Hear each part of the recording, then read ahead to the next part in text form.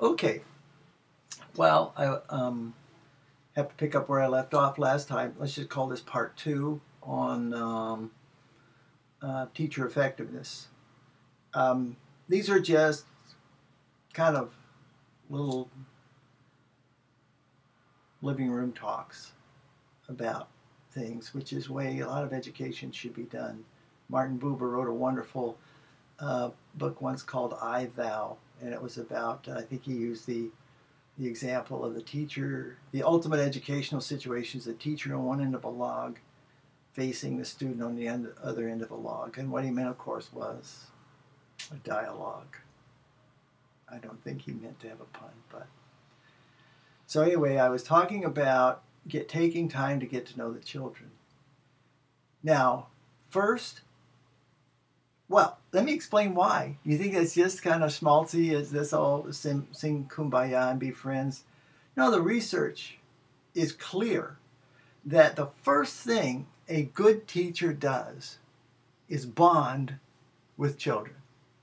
That's the first thing. And let me tell you, I was involved in the research back in 1971, earlier, 69, 70. Under a grant from the federal government. We had experts, research, my God, that we had 2 books this thick we produced as a report to the federal government on our research about what made for a great teacher. And the very first step in being an effective teacher is bonding with students. It's no different than a mother and a baby bonding. It's the most important thing. Babies that don't bond with mothers have a rough life. Sometimes we build little criminals who are unbonded babies. Why would it be a whole lot different in schools with unbonded teachers and students? Again, bonding does not mean I'm your best friend or let's all hug and say nice things to each other. Sometimes kids can be nasty. Sometimes teachers are nasty. It's about human decency. It's about taking time to get to know each other. We only have 2 things to give to people: time and money. That's how we tell what we value, by giving things money, by buying things, investing in things, or giving our time to something. I mean, that's the truth of it. So by giving time to our students, not keeping them busy, that's another rather ignorant thing, that we got to keep kids busy. Well, yeah, if you're going to face kids with stuff they don't want to do, that really is boring, or they got other needs that are much more important, like hunger, or they got an itch, or they got to go to the bathroom, or they just are restless. They got something more important than the content. Yeah, you better keep them busy. But why? It's a setup. If you got kids doing meaningful things, if they bond with a teacher, you don't have to keep them busy all the time to keep them out of trouble. Okay, so little sidewalk there, but back to my point. So bonding with the students. How do you bond with students? You get to know them. They get to know you. So the first step is a very psychological, emotional, social experience, getting to know your students. It's called conversation. It's called regaling in other people's victories, enjoying other people's stories, being fascinated with their backgrounds and their likes and dislikes, and their adventures and their tragedies from the heart. This is not rocket science. Secondly, to get to know students, before we hand out the textbooks, let's get to know what they know already about math. Spend some time figuring out what they already know. Now, this is where good assessment instruments come in. The purpose of testing is to improve teaching, not to get scores, not to rank students or schools or teachers. Every book on educational testing, classroom testing, will tell you that the purpose of testing is to improve instruction. How? By helping teachers know what the students do know and don't know, what they're having trouble with, and then changing your approach to students so that they learn effectively.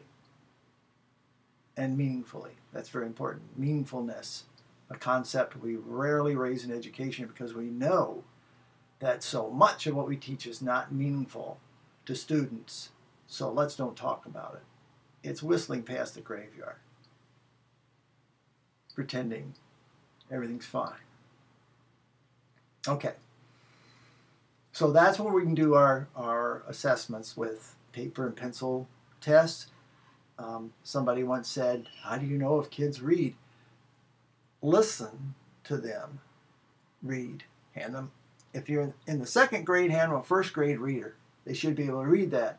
Hand them a third grade reader. If they're already reading that, then what are you doing wasting your time on a second grade reader?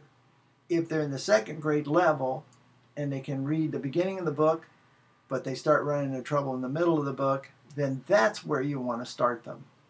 So you start them where they are, and then in 180 days, well, you've taken 3-4 days to get to know them. So in the next 176 school days, you take them as far as you can in reading, math, social studies, science, or whatever it is. Secondly, rather than always assessing with papers and pencils, have students demonstrate things. Show me what you know. Tell me in your own words what you know. Take notes as an educator. How do you do this? Well, I've got a room full of students. While I'm talking to this one, they'll all... No. You have them involved in meaningful things, and then you pull students aside for 5 or 10 minutes and have them read to you or go over the math or whatever. You structure the day so these moments happen. And stop being perfectionistic about it. You know, you schlep up once in a while, you goof, so what? It's human nature. This next way that students learn is through modeling. Watching you not get all frazzled because you made a mistake. Watching you get excited because you mastered something.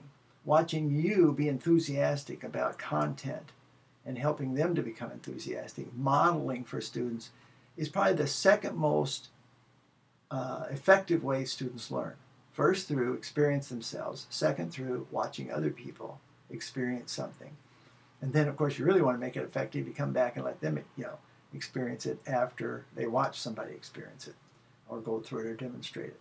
So now we've got some material here. Okay, we spend a few days getting to know students, them getting to know us. Then we start assessing them through watching, demonstrations, some simple tests, having them read out of the book, have them write down or make pictures and what their interests are, depending on their levels are. And now, let's just say you spend a week doing this, a whole 5 days gone. Some of the most, it's probably the best 5 days you'll have all year in terms of really impact between the relationship between a student and a teacher. Those 5 days are essential. Just as important as if you've been cramming subject matter and going over the rules and making sure they don't make pencil marks in their books those first 5 days. Getting discipline and order would be much more valuable. Now, what's next? Well, a lot of things. I'm just going to mention project-based learning. And then I'm going to close down this segment because there's a good teacher I know that to keep people glued to something for longer 10 minutes, they go like this after a while. And then they go like this after a while. And then they go like this after a while. Project-based learning is getting people involved in something that's interesting. And then, again, I repeat myself a little bit, bringing in those things, those pieces that we used to teach all disconnected, like spelling, like art, like music, like history, that are pertinent. They're pertinent to the project. Therefore, they are meaningful. Pertinent, meaningful, make sense, fit in, cohesive, involvement, participation. And you're going to have such a great year. The students are going to love you. You're going to love them. You won't be able to wait to get to school. Neither will they. And you're going to have to get them off of you at the end of the day because they're only going to hang around because they're so excited. So that's part 2. Thank you.